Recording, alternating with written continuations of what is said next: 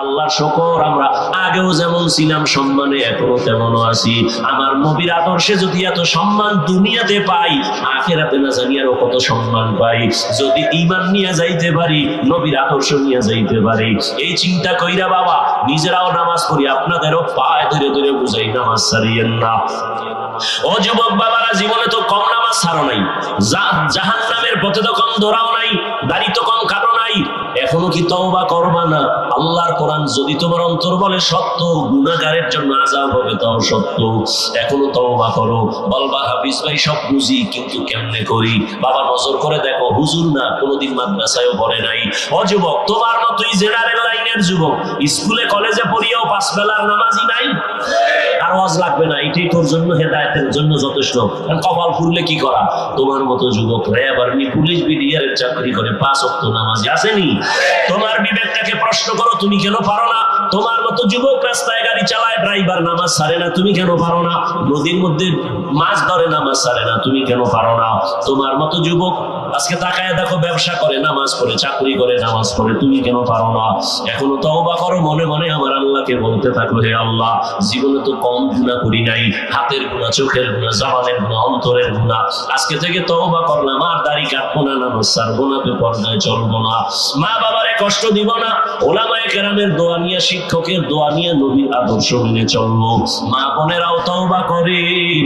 আপনার মতো কত মা বোন এখনো আছে পর্দা করে, 5 ওয়াক্ত নামাজ পড়ে, মোবাইলে সময় নষ্ট করে না, স্বামীর মাল খেয়ানত করে না, সন্তানটাকে আদর্শওয়ালা বানানোর মেহনত করে, দোয়া করে। আম্মা জানেরা, আপনারা কেন পারেন না? এখনো সময় আছে, তওবা করেন। স্বামীর মাল নষ্ট করবেন না, খেয়ানত করবেন না, আর নামাজ ছাড়বেন না, বেপরদায় চলবেন না, মোবাইলে সময় নষ্ট করবেন না। ও বৃদ্ধ বাবাজিরা, আপনার মতো কত বুড়ারা মসজিদে গিয়ে নামাজ আদায় করে, আপনি কেন পারবেন না? আল্লাহর কাছে তওবা করে নেন। মরিয়া গেলে যাবো, আর নামাজ ছাড়বো না, দাড়ি কাটবো না, বেপরদায় চলবো না, নবীর তরিকার বাইরে চলবো না। মা বাবার দোয়া নিয়ে, শিক্ষকের দোয়া নিয়ে, উলামায়ে কেরামের দোয়া পরামর্শ নিয়ে, নবীর আদর্শ মেনে চলবো। ঘটনা আপনারা জানেন, হঠাৎ রহমতের নবীর সামনে গিয়ে চেহারা দেখে তরবারি ফালায় বলে, ও রহমতের নবী, আমাকে মাফ করে দেন, কালেমার রশি আমার গলায় পড়ায়া দেন। 13 বছর দেখে কালেমা পড়ে না, আর জবাই করনে ওলা কালেমাওয়ালা হয়ে গেছে। এর নাম কপাল। এর নাম কি? এই কপালওয়ালা কে? কে? মান ইয়াহদিল্লাহু ফাহুয়াল মুহতাদ ওয়া মান ইউদ্লিল ফালান তাজিদা লাহু ওয়ালিয়ান মুরশিদা। আল্লাহ যাকে কবুল করবেন সে হেদায়েত পাবে, আর যার কপাল পুড়ে যাবে সে হেদায়েত পাবে না, পাওয়ার মতো কোনো মুর্শিদও পাবে না। মুর্শিদ মানে পথ দেখানোওয়ালা, পথ প্রদর্শক, এর নাম কপাল। এই এলাকায় বহুদিন ধরে বয়ানের প্রচারণা চলতেছিল, অনেকে আসতে চাইছিল, পারে নাই, কপাল। আর একদল বাড়ির থেকে বইলে আসছে, 10 কাউনি এলাকায় ওয়াজ হইতেছে, যাই বেহেশতের প্যান্ডেলে না ঢুকে সে দোকানপাটে আড্ডা দেয়, গল্প করে, তাজা তাজা কবিরা গুনাহ করে, কপাল। বুঝেননি? আর একদল প্যান্ডেলে ঢুকছে ঠিক, কিন্তু এই বান্দার কপালটাও সুবিধা না, কারণ গজবের মোবাইল সামনে নিয়ে কলবের দরজা বন্ধ করে রাখছে, কপাল। যারা মোবাইল নিয়ে ব্যস্ত ওই প্যান্ডেলে বসিয়া, ওদের কলবে বয়ান ঢুকবে না, ঢুকবে না, ঢুকবে না, মোড়েও ঢুকবে না। তুমি ঠিকের, আমি বইয়ের তোমার ঠিকের অপেক্ষায়, ওর কলবে বয়ান ঢুকবে না। এই জন্য দেখেন না, মোনাজাত তো সবাই ধরে, সবাই তো আর কাঁদে না। কাঁদে? মকবুল হ্যায় শাজ হ্যায় কাবিল তু বহুত হ্যায়, মকবুল হ্যায় শাজ হ্যায় কাবিল তু বহুত হ্যায়, আয়ে না কে মানিন্দে তু নেহি দিল তু বহুত হ্যায়, আয়না কে মানিন্দে তু নেহি দিল তু বহুত হে। সবার ভিতরে তো একটা কলব আছে নি? আয়নার মতো পরিষ্কার কলব আছে কতজন? যুবক বাবারা রাগ করো না। আচ্ছা, তুমি মোবাইলটা হাতে দিছো তো আমার বয়ানটা রেকর্ড করবো, এটাই তো তোমার যদি বুদ্ধি থাকে এই জবাবটাই দিবে, এছাড়া আর জবাব নাই, এছাড়া আছে মাইরের কাম। বুদ্ধি থাকলে জবাব দিবে যে হুজুর ভক্ত, এই জন্য বয়ানটা রেকর্ড করতেছে, আপনি রাগ করেন কেন? যদি এই বুদ্ধির জবাব দাও, তাহলে তোমাকে আমি পাল্টা প্রশ্ন করি, তুমি যে বইয়া বইয়া রেকর্ড করতেছো, তোমার মোবাইলে রেকর্ডিংটাও একুরেট হবে না এবং ছবিও নিরেট আসবে না, এটাই তো বাস্তব। বরং তোমার কাজটা মিডিয়াওয়ালারা করতেছে নিখুঁত ভাবে। তুমি সকালবেলা এখান থেকে ডাউনলোড করে নিতে পারো, তোমার এখানে বৈশা মোবাইল নিয়ে শুধু শুধু সময় নষ্ট করে এরপরে বয়ানও খেয়াল করে শোনো না, নজর মোবাইলের দিকে, এরপরে মোনাজাতের পরে মোবাইল যদি আবার হারায় যায় তো আমও গেল সালাও গেল। এই আকাম লইয়া দুনিয়ার কয়দিন। আল্লাহ মোবাইলের গুনাহের থেকে আমাদের সবাইকে হেফাজত করেন। মোবাইল একটা মরণস্ত্রের নাম, অ্যাটম বম। মোবাইলে তোমার চোখ খাইলো, তোমার কিডনি খায় খবর নাই, হার্ট দুর্বল করে খবর নাই, চোখের পাওয়ার দুর্বল, কানের পাওয়ার দুর্বল, ব্রেন দুর্বল, মেধা দুর্বল, শরীর দুর্বল, যৌবন দুর্বল, লেখাপড়া দুর্বল, মায়ের সাথে বেয়াদবি, বাবার সাথে বেয়াদবি। মোবাইল, এই একটা মোবাইল খালি নিয়ে খালি বললে সারা রাত শেষ হবে মোবাইলের আকামের কথা। সারা রাত দরজা বন্ধ করে জেনা জেনা, মোবাইলের জেনা, মায়ও এক রুমে, বাবা এক রুমে, মোবাইলের জেনা, মাইয়া এক রুমে, মোবাইলের জেনা, ছেলে আর এক রুমে, রাতের বেলা সারা রাত মোবাইল দিয়া জেনা, চোখের জেনা, কানের জেনা, হাতের জেনা, অন্তরের জেনা, জবানের জেনা মোবাইলে। ফজর নাই, নামাজ নাই, যৌবন নাই, মা বাবার সাথে ভালো আচরণ নাই, শিক্ষকের সাথে বেয়াদবি, আলেমের সাথে বেয়াদবি, মুরব্বীদের সাথে বেয়াদবি। বাঁচতেছ অনেক দিন, কিন্তু অস্ত্র লয়ে ঘুরতেছো, দ্রুত মরার অস্ত্র, তোরা দ্রুত পঙ্গু বানায় ফেলবো। বিয়ে টিয়া করিস না বলো, কারণ বউয়ের হক আদায় করতে পারবি না হারবাল ছাড়া। আর বিয়া কইরা যদি বউর হক আদায় না করতে পারতো, আর এক বিপদ না কান্দে লইলি। দরকার কি? রসুল তো আর একটা ঔষধ দিছে, বিয়া করার সময় যদি সামর্থ্য না থাকে রোজা রাখ।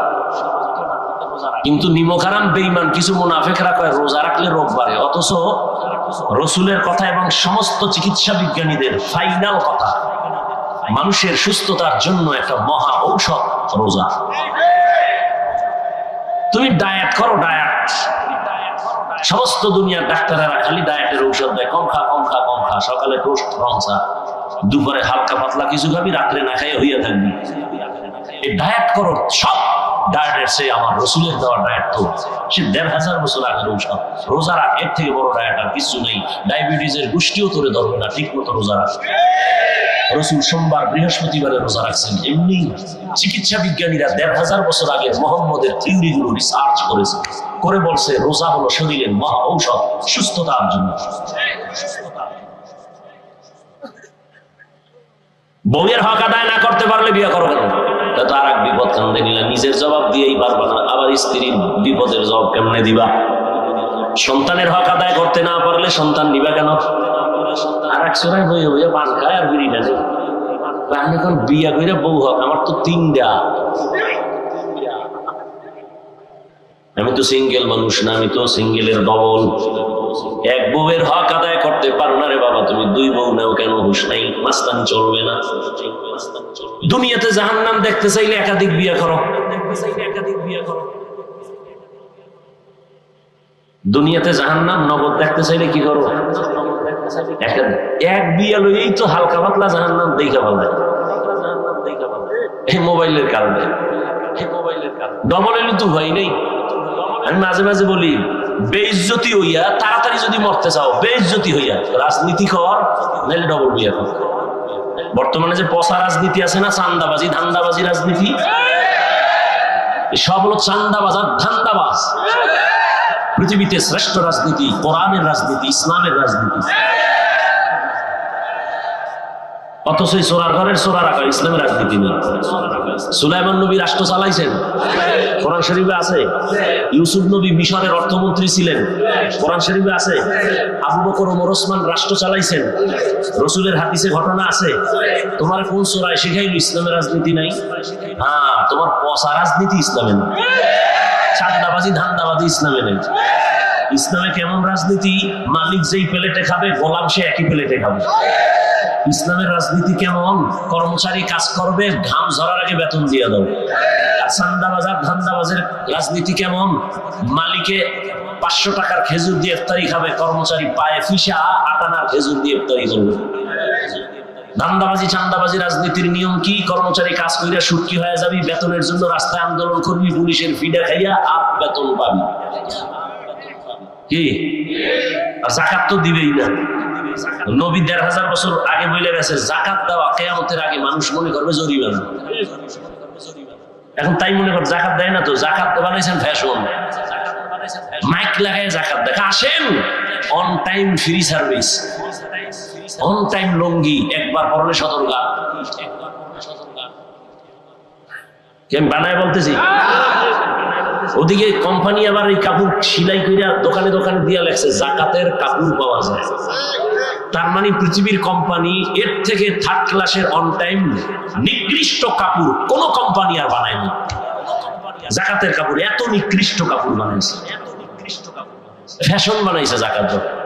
এই বয়ান এইরকম কোন মসজিদে করলে এই হুজুর পরের দিন নাই, গুম গুম মানে ঘুমায়। কারণ শিয়ালের হাতে মুরগি দিয়া কয় 3 দিনের আমানত। শিয়াল কয় তো অবসাই মাপসাই, এটা ফেটে গিয়া কিমা হয়ে গেছে, আর ফেরত দেওয়ার উপায় নেই। শিয়ালের কাছে মুরগি রাখা যেমন, মসজিদ মাদ্রাসা এবং ধর্মের চাবি সুদখোর ঘুষখোর বেনামাজির হাতে দেওয়াটাও তেমন।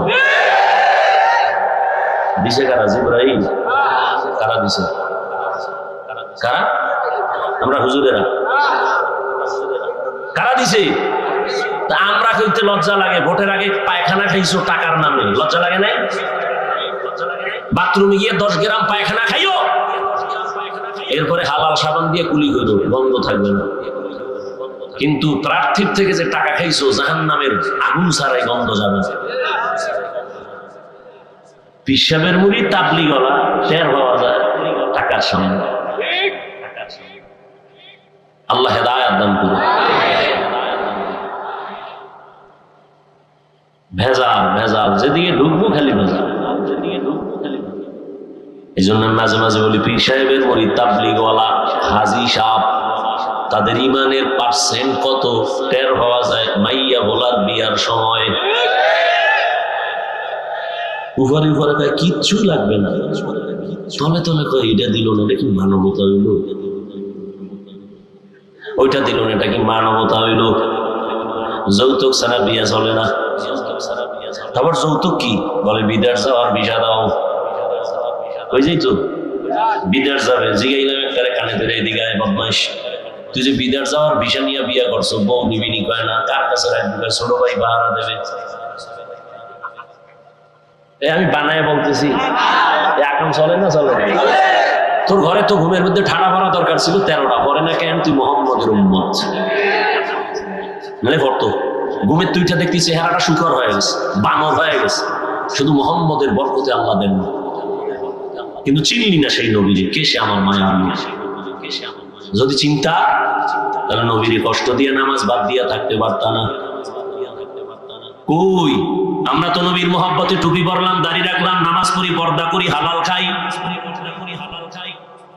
আপনাদের পাও ধরে ধরে বুঝাই নবীর তরিকা মতো চলেন। এতক্ষণ যে বয়ান করতেছি বুঝতেছেন আমার অনেক কষ্ট হইতেছে, কিন্তু একবারও বলি না আমার মতো পাঁচকল্লি লাগায় দাও।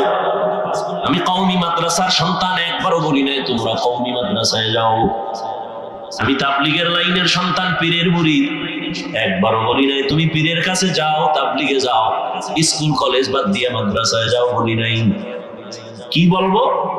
ও যুবক শুনো, কি বলবো শুনে নাও। কি বলবো?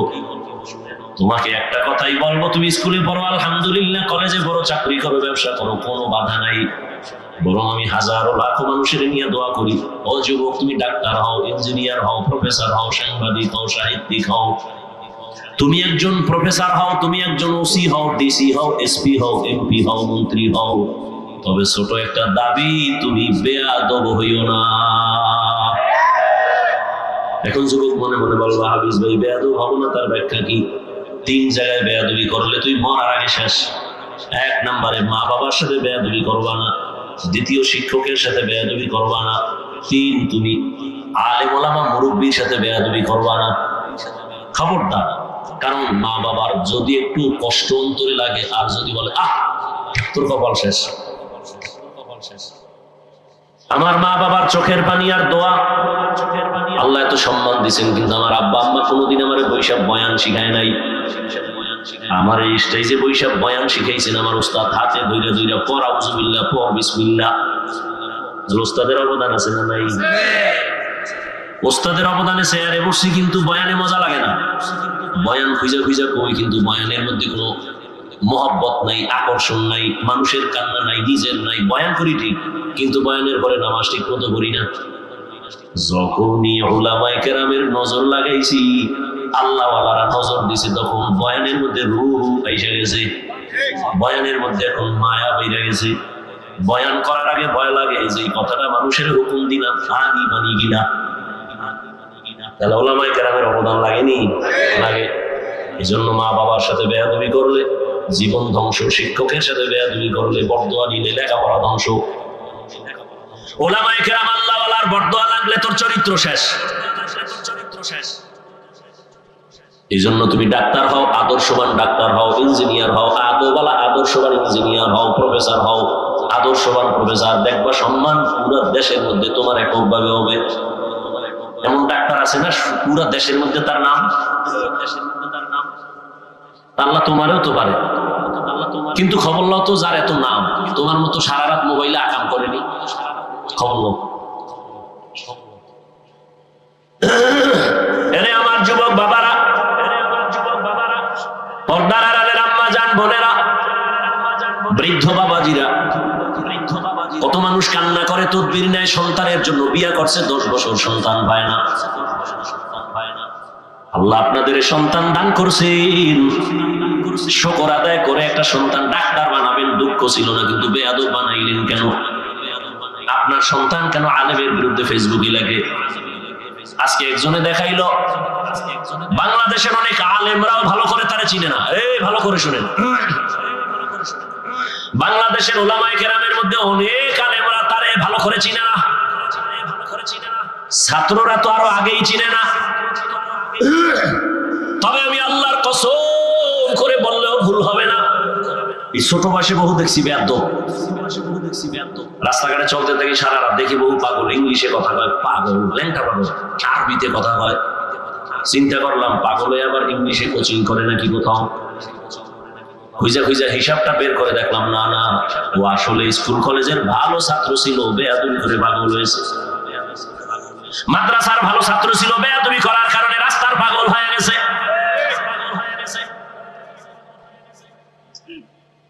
এত বড় আল্লাহর ওলি, এত বড় বুজুর্গ, এত বড় আল্লাহওয়ালা। আমি আজকে কিন্তু শুরুতে বসে একটা কথা বলছিলাম, মনে আছে? ভুলে গেছেন? শুরুতেই জানি হাফিজুর রহমানের 14 গোষ্ঠীরে পড়াইতে পারবে, এরকম বড় আলেম আছে, কিন্তু মাইকের সামনে বয়ান করতে পারে না, সেটা ভিন্ন। নাই হুজুর? আব্দুল মালিক সাহেব দামাত বারাকাতুহুম, কি বলবো, এমনি বলা টলা সাইডে দিছে, কারণ নেফাকি অন্তর আলাদি তো কম জ্বালায় নাই। বাইতুল্লাহর গিলাপ ধইরা নিজের সংশোধনের চেষ্টায় আছে, বলতে চাই না, বললে ওদের ঘুম 100 বছরের জন্য হারাম হয়ে যাবে।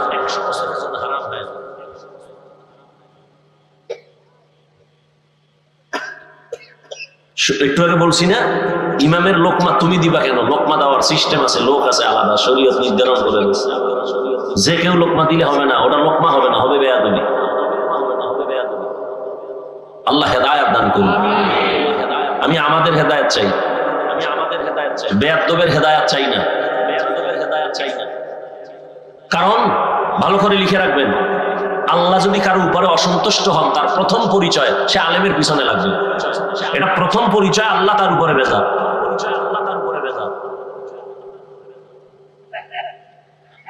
আল্লাহ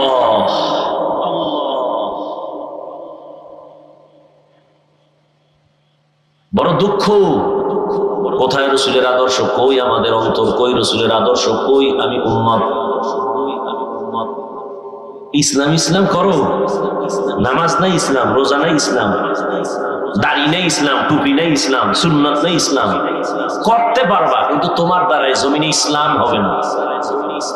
হবে না, হবে না, হবে না। কোন বেনামাজি দিয়া, কোন সুদখোর ঘুষখোর রসুলের দুশমন দিয়া আল্লাহ ইসলামের ঝান্ডা উঠাবেন না, উঠাবেন না, উঠাবেন না। আল্লাহ যাদেরকে দিয়ে উঠাবেন সে লোক আল্লাহ আলাদা তৈরি করে উঠাবেন। দিন হেফাজতের জিম্মা কার? আমনের কাছে দিন ইজারা দেয় নাই। যদি তাই হইতো তো রসুল চলে গেছে, ইসলাম থাকতো না। আছে না এখনো? কিয়ামত পর্যন্ত থাকবে, কারণ এই জিম্মাদারি কার? পরীক্ষা চলছে বড় কঠিন, আল্লাহ বলেন আমি মুমিনের পরীক্ষা নিব 5টা জিনিসের দ্বারা। 1 নম্বরে ভয়, 2 ক্ষুধা, 3 নম্বরে সম্পদের ঘাটতি, 4 জীবনের ঘাটতি, 5 হলো ফলের ঘাটতি। মনে থাকলে বলবেন 5টা পরীক্ষায় পাশ করার জন্য পুঁজি লাগবে কি? 1 নম্বরের পরীক্ষা আল্লাহর ভয়। এখানে দুনিয়ার ভয়ও আছে। আপনি যদি পর্দা করেন আপনার আত্মীয়তা থাকবে না, বউ বলবে এত পর্দা চাই না, শালী বলবে দুলাভাই চাই না। এখন কি আপনি ওদের ভয়ে পর্দা ছাড়বেন নাকি পর্দা করবেন? এরা পরীক্ষা। আর এক ভয় হলো আল্লাহর আযাবের ভয়। দুনিয়ার কেউ দেখে না আমি মদ পান করি, আমি নামাজ পড়ি নাই, আমি হালাল খাই না হারাম খাই, কেউ দেখে না। কে দেখেন? ওই মালিকের দরবারে দাঁড়াইয়া হিসাব দেওয়ার ভয়, আমি মরিয়া যাব, না খাইয়া মরবো, হারাম খাবো না। এটা কার ভয়? আর কে দাঁড়াত খৌফে হকদার দিল মাদারম জান্নাতুল মাওয়াদে হাদরা মাকাম জুজবা হাকচি জে মখাজ ইনসজা ফজলে উ আমস্তে দর জুমলা জাহান। আল্লাহর আযাবের ভয়, এটার পাওয়ার কত? যে নবীজির কোনো গুনাহ নাই, আসেনি? আমার নবীর কোনো গুনাহ আছে? কোন নবীর গুনাহ আছে? যদি কেউ সন্দেহ করে তার ঈমান চলে যাবে, বউটা তালাক হয়ে যাবে। সমস্ত নবীরা নিষ্পাপ মাসুম, কিন্তু এই ভয় সম্পদের এত দাম, এত মূল্য। রহমতের নবী যার কোনো গুনাহ নাই, যেই নবীর জন্য আমার আল্লাহ নিজে আশিক। কেমন নবী? মুসা নবী আল্লাহর বন্ধু, ঈসা নবী আল্লাহর বন্ধু, ইব্রাহিম আল্লাহর বন্ধু, ঈসা আল্লাহর বন্ধু, ইউসুফ আল্লাহর বন্ধু। এক কথায় সব নবীরা আল্লাহর বন্ধু। মুহাম্মদুর রাসূলুল্লাহ আল্লাহর বন্ধু। তবে ব্যবধানটা কি? সব নবী রাসূল আমার আল্লাহ তাআলার আশিক, আমার আল্লাহ নিজে হলেন মুহাম্মদের আশিক। ব্যবধান আছে না নাই? জিন্দেগি মে बंदगी तू करना है, जिंदगी में बंदगी तू करना है, जिंदगी में बंदगी शर्मिंदा है, जिंदगी में बंदगी शर्मिंदा है। दुनिया में हो दुनिया का ताल्लुकार न हो, बाजार से गुजर हो खरीदार न हो। ये दुनिया एक मिसल कागज फूल है, ये दुनिया एक मिसल कागज फूल है, जिंदगी में बंदगी तू करना है, जिंदगी में बंदगी शर्मिंदा है, जिंदगी में बंदगी शर्मिंदा है, जिंदगी में बंदगी कुन बंदगी, बंदगी में जिंदगी शर्मिंदगी। রহমতের নবীর কোনো গুনাহ নাই, যে নবীর জন্য আল্লাহ নিজে আশিক, সেই নবীকে আল্লাহ বলেন ও নবী আমাকে আপনি ভয় করেন। ভয়ের নাম তাকওয়া। ইয়া আইয়ুহান নাবিয়্যুত্তাকিল্লাহ ওয়া লা তুতি'ল কাফিরিনা ওয়াল মুনাফিকিন। আল্লাহর আযাবের ভয় বড় কঠিন। আপনি মুসলমান, আমিও মুসলমান, আপনার আমার আল্লাহ দুই। এই ঘুমাইতেছেন না? আপনাদের আল্লাহ আমার আল্লাহ, আপনাদের নবী আমার নবী, আপনাদের কোরআন আমার কোরআন, আপনাদের কাবা আমার কাবা, আপনাদের ধর্ম আমার ধর্ম, আপনাদের কালেমা আমার কালেমা। আপনারা দুনিয়াতে আছেন, আমি আছি সিস্টেম। বিদায় বেলা কাফনের সংখ্যা আমারও 3টা, আপনারও 3টা, মহিলাদের হবে 5 কাফন, কালার হবে আলাদা। হ্যাঁ, কালারও সবার এক, শুধু হুজুরদেরটা আলাদা। কি কালার? কি কালার? কালার লইয়াও কিলাকিলি করো, কে সবুজ, কে কালো, কে সাদা, কিলাকিলি করো রে বাবা। মরণকালে কাফনের কালারও সমান, কাফনের সংখ্যাও সমান। কাফনের উপরে লেখা থাকবে বড় হুজুরের লাশ, চেয়ারম্যান সাহেবের লাশ। কে ধনী, কে গরিব, কে আলেম, কে মূর্খ, কে ইমাম, কে মুক্তাদি, কে ডাক্তার, কে রোগী, কোনো ভেদাভেদ নাই। আজকে যতই বাহাদুরি করি, কাফনের মধ্যে প্যাকেট হওয়ার পরে সব বাহাদুরি শেষ। তওবা করার যদি নিয়ত হয়, দুটো হাত আমার আল্লাহকে দেখাইয়া দাও। আয় আল্লাহ, হাতগুলো কবুল করে নেন, তওবা কবুল করে নেন, তওবার উপরে মজবুত হইয়া চলার তৌফিক দান করেন, আমিন। আলহামদুলিল্লাহি রাব্বিল আলামিন, ওয়াসসালাতু ওয়াসসালামু আলা সাইয়্যিদিল আমবিয়াই ওয়াল মুরসালিন ওয়া আলা আলিহি ওয়া আসহাবিহি আজমাইন। ইয়া আরহামার রাহিমিন, ইয়া আরহামার রাহিমিন, ইয়া আরহামার রাহিমিন। রব্বিরহামহুমা কামা রাব্বায়ানি সগীরা। আল্লাহুম্মা ইন্নাকা আফুউন কারীম তুহিব্বুল আফওয়া ফা'ফু আন্না। ও দয়ার মালিক, কত গুনাহগার বান্দা বান্দি নিয়ে আপনার দরওয়াজায় হাজির। ওলামায়ে কেরাম, মুরব্বী, হাজী সাহেব, ব্যবসায়ী, চাকরিজীবী, ছাত্র, যুবক, পর্দার আড়ালে মা বোনেরা, মেহেরবানি করে আমাদের জীবনের সব গুনাহগুলো মাফ করে দেন আল্লাহ। আয় আল্লাহ, মাহফিল কবুল করে নেন, আয়োজনকারী সহযোগিতাকারীদের কবুল করে নেন, মসজিদ কবুল করে নেন, এলাকাবাসীকে কবুল করে নেন। আয় আল্লাহ, আমাদের জীবনের গুনাহ মাফ করে দেন।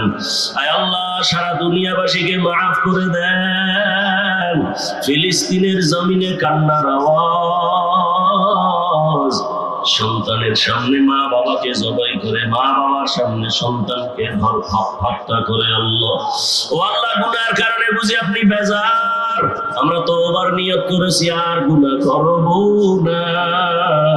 আপনার দেওয়া পানি, বাতাস, সূর্যের আলো, চাঁদের আলো সব নিয়ামত ভোগ করি, অথচ আপনার নাফরমানি করি, শয়তানের ধোকায় পড়েছি।